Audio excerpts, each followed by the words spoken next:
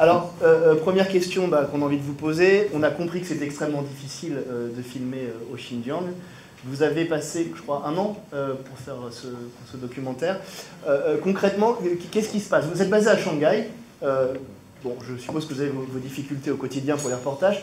Mais quelle est la différence au Xinjiang? Qu'est-ce qui se passe à partir du moment, finalement, où on sort de l'avion?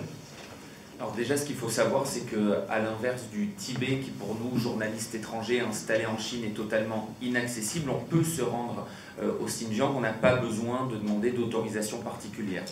Donc on a le droit d'y aller, en revanche on ne peut pas y travailler parce que dès qu'on arrive, ça nous est arrivé une fois, dès que les portes de l'avion s'ouvrent, on est suivi par des policiers en civil qui ne se cachent pas parce que leur filature, elle est dissuasive, leur objectif c'est de nous empêcher d'aller dans les endroits où on avait prévu d'aller, et c'est de nous empêcher de parler aux personnes qu'on rencontre dans la rue. Et voilà, ils s'interposent, ils nous arrêtent, ils veulent voir nos images, ils les effacent parfois, ils nous posent des questions, et à partir du moment où on a été repéré, on est suivi jusqu'à ce qu'on soit à nouveau dans l'avion pour repartir à Shanghai. Alors, oui, pardon. Et on a compris que vous avez eu des interactions qui ont été aussi difficiles avec cette population ouïghour, de par cette surveillance justement des autorités. Est-ce qu'il y a des messages quand même qu'ils essaient de vous faire passer? Je ne sais pas, par des regards, par des phrases sibyllines.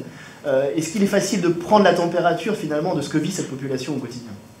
Oui, c'est intéressant parce que c'est vrai que quand on est au Xinjiang et qu'on parle, qu'on essaie d'interroger des Ouïghours, on sait qu'on les met forcément un peu en danger.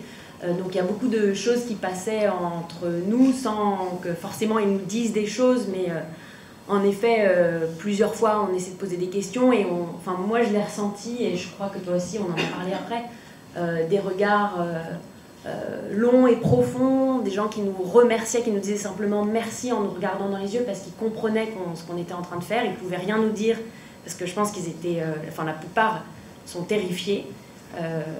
Mais voilà, c'est quelque chose qu'on a ressenti en rentrant à Shanghai. Alors, en ce qui concerne l'appareil sécuritaire, donc on voit effectivement ces caméras à reconnaissance faciale. On entend souvent dire que le Xinjiang, c'est aujourd'hui le laboratoire de la surveillance chinoise. Comment concrètement vous l'avez vu sur le terrain? Est-ce que vous avez vu vraiment des moyens de surveillance dont vous n'imaginiez même pas l'existence? Et est-ce que vous avez pu vous apercevoir finalement qu'ils se répandaient dans d'autres provinces de Chine? Oui, alors nous, il y a un exemple très concret qui nous est arrivé. Donc déjà, au Xinjiang, il y a énormément de caméras de vidéosurveillance. C'est le cas dans toute la Chine et dans toutes les grandes villes. Évidemment, nous, on ne peut pas les compter. Donc je ne sais pas si, par exemple, dans la ville d'Urumqi, il y en a plus que dans la ville de Shanghai. Mais à l'œil nu, c'est véritablement frappant. Et il y a aussi ce système de reconnaissance faciale que nous, dans un premier temps, lors du premier voyage, on n'avait pas encore repéré. Voilà, lors du 3e voyage, donc on a vu qu'à l'entrée de la plupart des immeubles et des maisons de la ville d'Urumqi, donc la capitale, il y avait ce qu'on voit dans le reportage, des caméras à reconnaissance faciale. Il faut donc scanner son visage pour pouvoir entrer et sortir. Donc les autorités sont au courant de tout du mouvement des populations. Et il nous est arrivé, donc on a été très étonnés sur place, et puis on est rentré à Shanghai, et 1 mois après, ces caméras reconnaissance faciale qu'on avait vues au Xinjiang sont arrivées chez nous à l'entrée de notre immeuble à Shanghai, et maintenant on ne peut plus rentrer chez nous à Shanghai comme à Urumqi sans scanner notre visage pour pouvoir rentrer et sortir. Donc c'est un petit exemple concret mais qui peut révéler que oui, peut-être que ce qui se passe là-bas sert de test au reste du territoire chinois. Il y a l'application aussi que nous, on n'a pas pu... Ouais, je t'en prie, Antoine. Oui, il y a un rapport de l'ONG Human Rights Watch qui est sorti il n'y a pas longtemps et qui a révélé l'existence d'une application utilisée par la police du Xinjiang et qui permet de catégoriser la population ouïghour selon 36 critères du plus dangereux au moins dangereux, selon des critères absolument arbitraires. Certains sont lunaires. Il y a par exemple le fait de faire le plein d'une voiture qui ne vous appartient pas, c'est considéré comme suspect. Le fait d'avoir une importante facture d'électricité dans votre maison, votre appartement, c'est suspect. Le fait de ne pas parler à ses voisins, c'est suspect. Et certains des éléments qui sont utilisés pour noter et classifier les Ouïghours dans cette application sont recueillis grâce au système de caméras de reconnaissance faciale notamment, qui permettent de traquer les Ouïghours dans la province du Xinjiang absolument partout. Il y a des caméras donc à reconnaissance faciale et il y a des systèmes qui viennent d'être inventés, qui sont en train d'être développés et mis en place dans certaines villes du Xinjiang, qui sont des caméras qui permettent de reconnaître des personnes, non pas par leur visage, mais par leur démarche, par leur morphologie et même par leur voix désormais. Donc on ne peut pas passer au travers. Et une toute dernière petite chose, la question qui se pose avec cette application, on sait que la Chine est en train le gouvernement chinois est en train d'essayer de développer un système de notation sociale. On sait assez peu de choses, mais la question qui se pose, c'est est-ce que cette application, par exemple, qui permet de catégoriser la population en, comme le disait Antoine, 36 catégories différentes, est-ce que ce système-là, il peut être après réutilisé sur le reste du territoire chinois pour noter et classer les gens? Système de crédit social, voilà, que le gouvernement veut mettre en place à plus grande échelle dans les années qui viennent. Je vais vous laisser le micro. Je vais me tourner d'abord vers Jim Nurian. Donc je rappelle que vous êtes la présidente de l'Institut Ouïghour d'Europe. D'abord, en tant qu'Ouïghour, vous-même, est-ce que vous avez des retours de ce qui se passe au Xinjiang? Question toute simple, mais est-ce que des gens, à votre connaissance, sont sortis des camps au Xinjiang? Je ne parle pas de ceux qu'on a pu voir au Kazakhstan ou ailleurs. Est-ce qu'il y a des gens qui sont sortis et qui résident désormais de façon, entre guillemets, normale au Xinjiang? Oui. Dans des périodes différentes, on entend de plus en plus de certaines personnes, notamment, je ne sais pas ce que ça marche celui-là. Si ça marche, juste okay. Prochain. Oui, notamment pour des personnes qui ont des proches à l'étranger, et donc ces proches qui ont mené des contestations, ou alors qui ont rejoint les manifestations, ou alors des campagnes de contestation contre ces camps. Donc on a assisté aussi au relâchement de certaines personnes qui ont témoigné sur le sort de leurs proches. Et puis nous avons aussi vu tout récemment, en fait, avec l'envoi éventuel d'une délégation européenne pour rendre visite à ces camps dans la région. Et donc à la suite de ça, nous avons entendu aussi un nombre important des prisonniers des camps qui sont relâchés. Et on entend, en fait, on reçoit des news, des informations qui sont reçues par des proches dans la diaspora. Et ces informations, qu'est-ce qu'elles disent alors? Justement, en fait, ils sont relâchés simplement. Simplement, en fait, comme c'est des informations simples, avec une photo, comme quoi ils sont en fait témoignant qu'ils sont bien à la maison. Alors, après, ce qu'on a su aussi, la majorité d'entre eux, ils sont sous surveillance, surveillance à la résidence. Donc il y a aussi une information comme quoi, après le départ de la délégation, ils vont retourner au camp, de nouveau. Donc en fait, très courageux d'entre eux, très rares, ils essaient de diffuser ces informations avant d'être renvoyés de nouveau dans des camps. Alors, ce système de camp, on en parle, on va dire, depuis maintenant 2 ans, 2 ans et demi. En tout cas, ça a été porté à la connaissance des médias depuis 2 ans, 2 ans et demi. A priori, ça a commencé à être quand même... C'est un système qui existe depuis toujours, mais qui s'est accru ces dernières années. Cette accentuation de la répression à laquelle on assiste maintenant depuis 2-3 ans, elle s'explique comment, selon vous? Effectivement, l'autre jour, pendant la première projection du film, Antoine, tu l'as très bien précisé. Effectivement, le système de camp de rééducation n'est pas une notion étrangère. On le sait que la Chine communiste, elle l'exerce depuis sa fondation, depuis 1949. Mais cependant, ça avait un message, un ciblage politique. Cependant, depuis fin 2016, on assiste à une systématisation, une généralisation de systèmes de camps pour l'ensemble de la population, non seulement ouïghour, mais aussi les autres populations turcophones. Donc, ce ciblage n'ont pas un message ou une approche religieuse, mais plutôt ethnique. Donc, Par turcophone, juste qu'on précise, vous entendez quoi? Donc ouïghours, kirghiz, kazakh, ouzbek tatar aussi. et tatar, d'accord. Oui, tout à fait. Donc, pendant cet été, j'étais pendant 3 mois en Asie centrale, dans les pays de l'Asie centrale. J'ai rencontré aussi des Hui, c'est-à-dire les Tongans, les musulmans chinois, qui n'ont aucun problème, qui sont originaires de la ville de Roudia, et qui n'ont aucun problème, qu'ils peuvent retourner chez eux sans problème, même chaque semaine. Ils ont un contact régulier avec leur famille, ce qui n'est pas le cas du tout des Kazakhs ni des Ouïghours. Donc cela explique aussi, en fait, la cible, ce n'est pas les musulmans, pas forcément, mais surtout les turcophones, ou alors les populations turciques.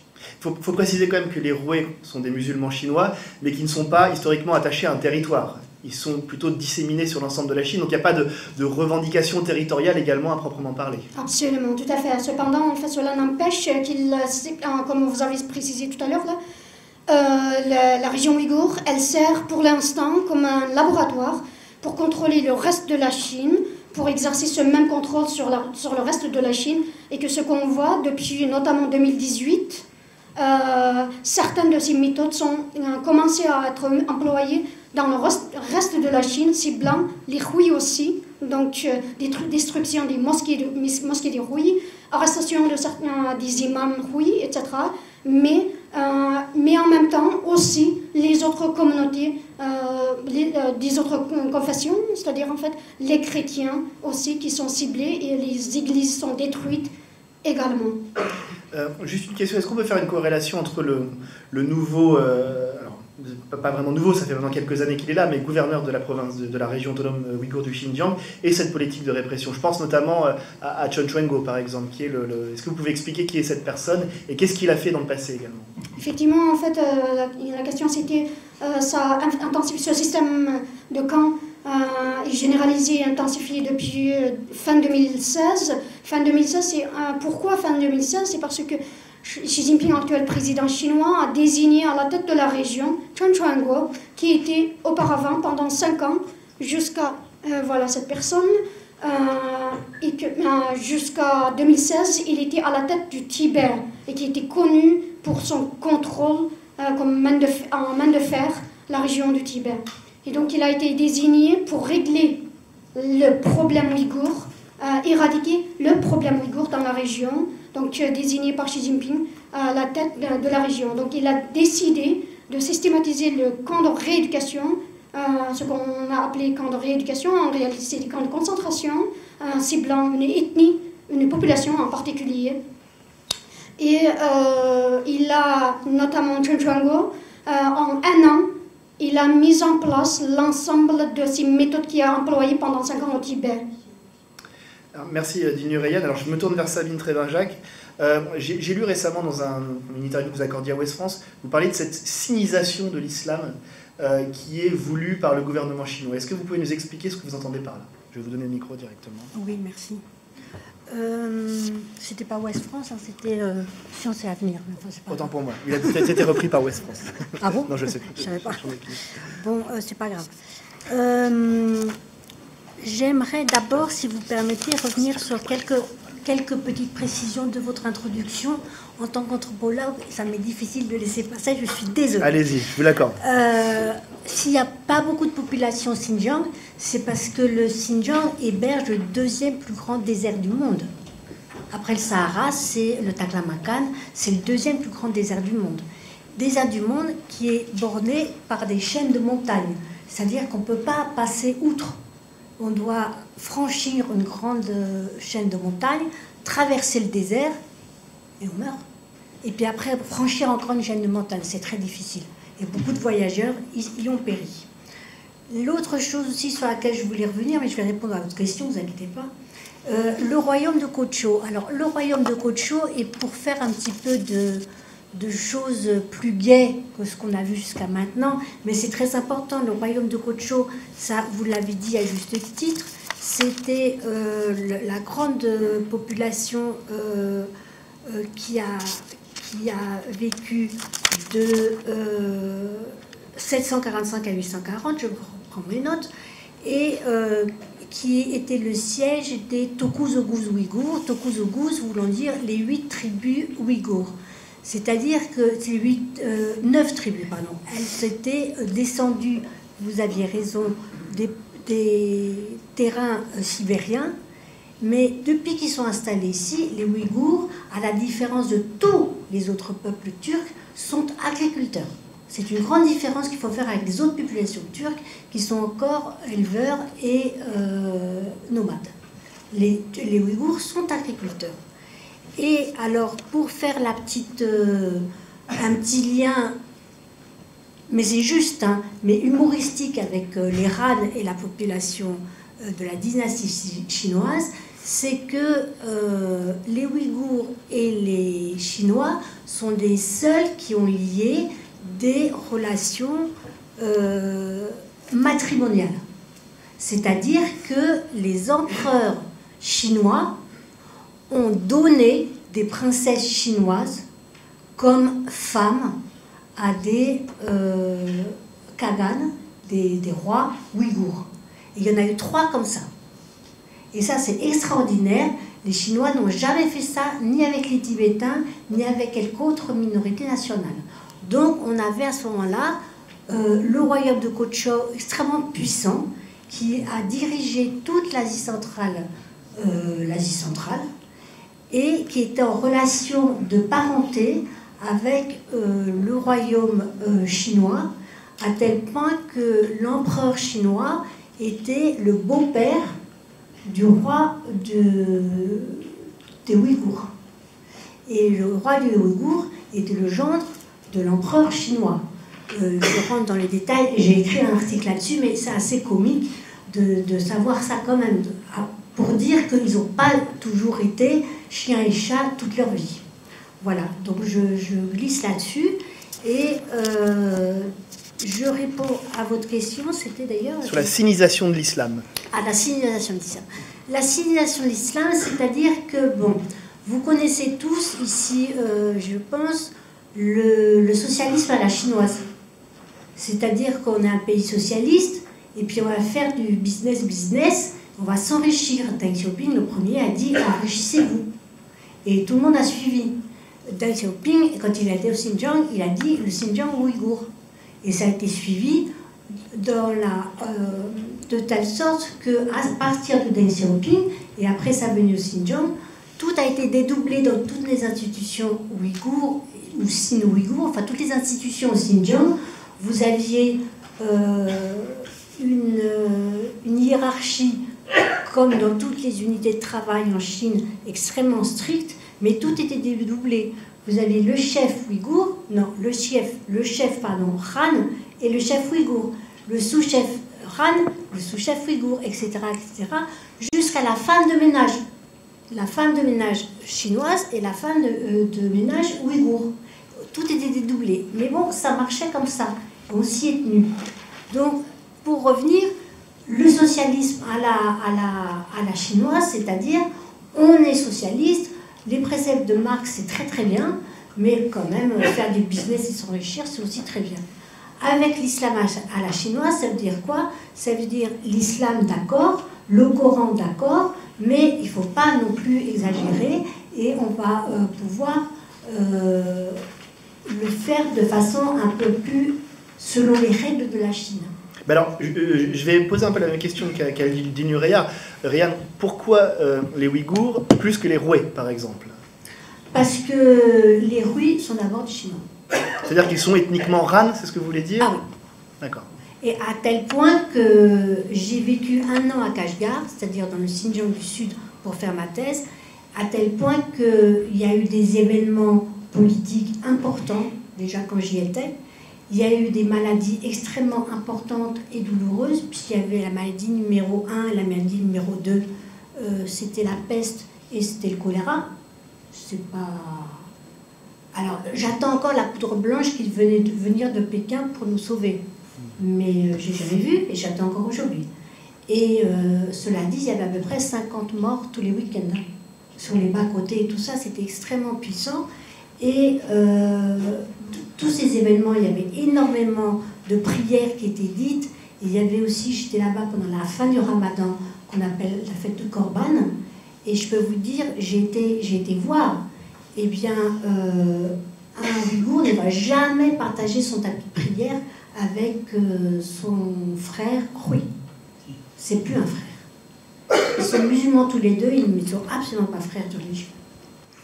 Et justement, dans la pratique religieuse, parce que je crois que vous êtes arrivé pour la première fois au Xinjiang en 1984, c'est ça? Vous êtes venu à plusieurs reprises, vous avez vu évoluer cette région autonome ouïghour du Xinjiang. Est-ce que finalement, parce qu'on sait que Pékin argue souvent du fait qu'il y ait l'émergence d'un islam radical, séparatisme, islamo-nationaliste, ça dépend comment on l'appelle, vous, dans les pratiques religieuses, que ça soit dans les pratiques ou même dans l'apparence, est-ce que vous avez vu une évolution qui pourrait être comparable à ce que dit Pékin, finalement? Oui et non. Oui, je vais expliquer pourquoi j'ai dit non aussi.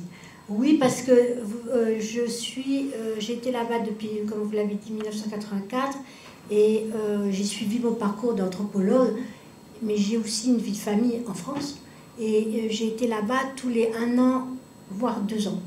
Et quand j'y vais, c'est pour minimum 5 à 6 semaines. C'est loin. Et on n'y va pas pour un week-end, quoi. Et donc j'aime bien, et puis je fais des enquêtes, je fais des enregistrements et tout, donc j'y reste un bon moment. Mais ce qui s'est passé, c'est que au début, à Kashgar, Xinjiang du Sud, donc un petit peu plus musulman avec des apparences un peu plus évidentes que dans le Nord, où c'est plus, les gens sont plus éduqués, ils sont moins traditionnels, etc. Dans le sud, les dames âgées avaient des foulards épais sur la tête. Les jeunes femmes avaient des petits foulards, comme moi j'ai pu mettre quand je rentrais dans une mosquée, c'est l'évidence même. Je ne suis pas musulmane, j'ai jamais joué à être musulmane, j'ai toujours dit que j'étais pas musulmane. On m'a tolérée dans les mosquées, même ce que j'avais dit ça. J'ai même été enregistrée au moment de la fête de Korban, donc à la fin du Ramadan, sur les tours tout en haut de la mosquée centrale de Kashgar. Moi qu'on connaissait par cœur, j'étais la seule étrangère habitant à Kashgar, et j'avais mon petit foulard sur la tête évidemment, mais on m'a laissé faire. Quand j'ai été pour la dernière fois au Xinjiang en 2012, eh bien c'était tout fini, hein. On m'a refusé de faire quoi que ce soit, et quand je dis on, c'était aussi bien les Ouïghours que les Han. Je ne pouvais aller nulle part, je ne pouvais aller avec personne, et tout le monde avec qui j'avais beaucoup d'amis. J'ai annoncé ma venue et tout. Oh super, tu vas venir prendre le thé, et 1 heure avant, oh désolé, j'ai une réunion là, Kaihui. Mais vous l'interprétez comment ça? Eh bien ils avaient peur, ils avaient terriblement peur. Et là en 2012, j'étais effrayée parce que la ville de Urumqi, que je connais peu, j'apprécie pas du tout, c'est une capitale, bon... Je préfère être dans la campagne ou à Kashgar ou des petites villes comme ça, des oasis. Mais dans la ville d'Urumqi, je n'ai vu que des femmes, en 2012, des femmes voilées de pied en cap, avec en apparence uniquement les chaussures. Les femmes ouïghours adorent avoir des hauts talons. Des femmes qui étaient, selon vous, donc moins voilées dans le passé, c'est ce que vous voulez nous dire? Ah ben là, elles étaient complètement voilées. Mais avant. Ah oui, bien sûr. Donc il y a une évolution. Surtout à Urumqi. Elles avaient des chaussures à talons comme elles aiment avoir, et de couleurs extrêmement brillantes, rouge, bleu, vert, etc. Et les ongles peints, c'est tout ce qu'on voyait. À tel point que j'ai voulu en faire un reportage, je me suis dit, bon, ben, pour un anthropologue, désolé, ben, je vais me réfugier sur les chaussures. Et ça aurait pu faire un beau sujet. Sauf que j'ai été invitée par une collègue très gentille qui m'a dit, mais viens sur mon balcon parce que mon appareil photo est trop gros, tu vas te faire remarquer, donc viens sur mon balcon, tu pourras faire discrètement les photos des chaussures des Ouïghours. Super, 5 minutes avant, ah, désolé, j'ai une réunion. Qu'est-ce que vous répondez à ça, Dilnur, sur ce... Je vais vous laisser répondre. Par rapport Par rapport à l'évolution de la société telle que l'a décrit Madame Trébin-Jacques, de la société ouïghour déjà.